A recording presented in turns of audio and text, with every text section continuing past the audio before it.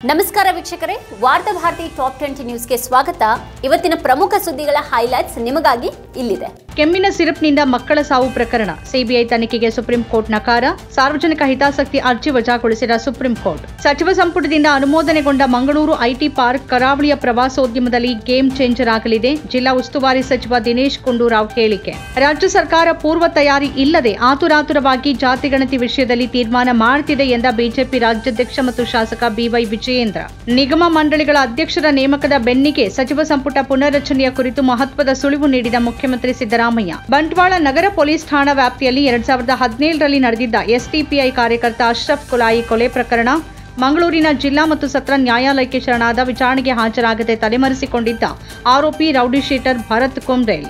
ರಾಜ್ಯದಲ್ಲಿ ಸಚಿವ ಸಂಪುಟ ಪುನರ್ರಚನೆ ಬಗ್ಗೆ ಯಾವುದೇ ಮಾಹಿತಿ ಇಲ್ಲ. ಈ ಬಗ್ಗೆ ಮುಖ್ಯಮಂತ್ರಿ ಏನನ್ನೂ ಹೇಳಿಲ್ಲ. ಸಚಿವ ಸಂಪುಟ ಪುನರ್ರಚನೆ ಯಾವಾಗ ಬೇಕಾದರೂ ಆಗಬಹುದು ಎಂದ ದಕ್ಷಿಣ ಕನ್ನಡ ಜಿಲ್ಲಾ ಉಸ್ತುವಾರಿ ಸಚಿವ ದಿನೇಶ್ ಗುಂಡೂರಾವ್. ಬಿಜೆಪಿಯವರು ವಾಷಿಂಗ್ ಮೆಷಿನ್ ಯಂತ್ರದಲ್ಲಿ ಭ್ರಷ್ಟಾಚಾರಿಗಳನ್ನ ಹಾಕಿ ನಿರ್ಮಾದಿಂದ ತೊಳಿತಾರೆ. ಬಿಜೆಪಿ ಸೇರಿದ ಕೂಡಲೇ ಅವರೆಲ್ಲರೂ ಪ್ರಾಮಾಣಿಕರಾಗಿ ಬಿಡ್ತಾರೆ. 25 ರಾಜಕಾರಣಿಗಳನ್ನ ಈ ರೀತಿ ಮಾಡಿದ್ದಾರೆ ಅಂತ ಸಚಿವ ಸಂತೋಷ್ ಲಾಡ್ ವ್ಯಂಗ್ಯ. ಜುಬಿನ್ ಗರ್ಗ್ ಸಾವಿನ ಪ್ರಕರಣ, ಗಾಯಕನ 2 ಭದ್ರತಾ ಸಿಬ್ಬಂದಿಯ ಬಂಧನ, 1 ಕೋಟಿ ರೂಪಾಯಿ ವಹಿವಾಟಿನ ಪರಿಶೀಲನೆ.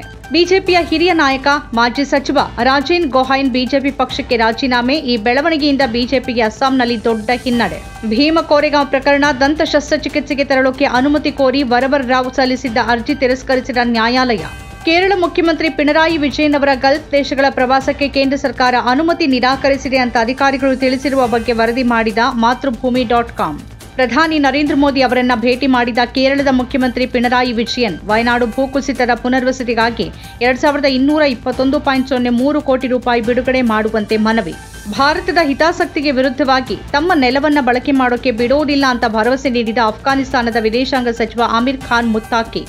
ಬೆಂಗಳೂರು ಮಾಗಡಿಯಲ್ಲಿರುವ ನಾಡಪ್ರಭು ಕೆಂಪೇಗೌಡರ ಕೋಟೆ ಸಂರಕ್ಷಣೆಗೆ ನಿರ್ದೇಶನ ಕೋರಿ ಸಲ್ಲಿಕೆಯಾಗಿರುವ ಸಾರ್ವಜನಿಕ ಹಿತಾಸಕ್ತಿ ಅರ್ಜಿ ಸಂಬಂಧ ರಾಜ್ಯ ಸರ್ಕಾರ ಹಾಗೂ ಭಾರತೀಯ ಪುರಾತತ್ವ ಸರ್ವೇಕ್ಷಣಾ ಇಲಾಖೆಗೆ ನೋಟಿಸ್ ಜಾರಿಗೊಳಿಸಿದ ಹೈಕೋರ್ಟ್. ಗಾಜಾ ಮೇಲೆ ಇಸ್ರೇಲ್ ನಡೆಸ್ತಾ ಇರುವ ಸೇನಾ ಕಾರ್ಯಾಚರಣೆ ವಿರುದ್ಧ ವ್ಯಾಪಕ ಆಕ್ರೋಶ. ಜಕಾರ್ತಾದಲ್ಲಿ ಪ್ರಾರಂಭಗೊಳ್ಳಲಿರುವ ವಿಶ್ವ ಚಾಂಪಿಯನ್ಶಿಪ್ನಲ್ಲಿ ಭಾಗವಹಿಸಬೇಕಿದ್ದ ಇಸ್ರೇಲ್ ಜಿಮ್ನಾಸಿಸ್ಟ್ಗಳಿಗೆ ವೀಸಾ ನಿರಾಕರಿಸಿದ ಇಂಡೋನೇಷ್ಯಾ.